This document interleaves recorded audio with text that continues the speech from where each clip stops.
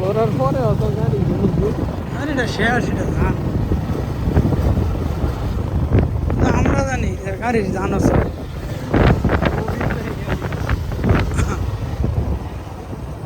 বন্ধুরা ভিডিও হইতেছে হ্যাঁ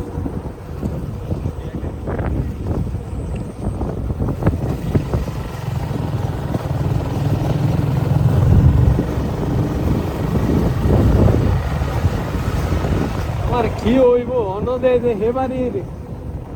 এই ইয়াটা যে আমারটা দিয়া থইছে আমি হে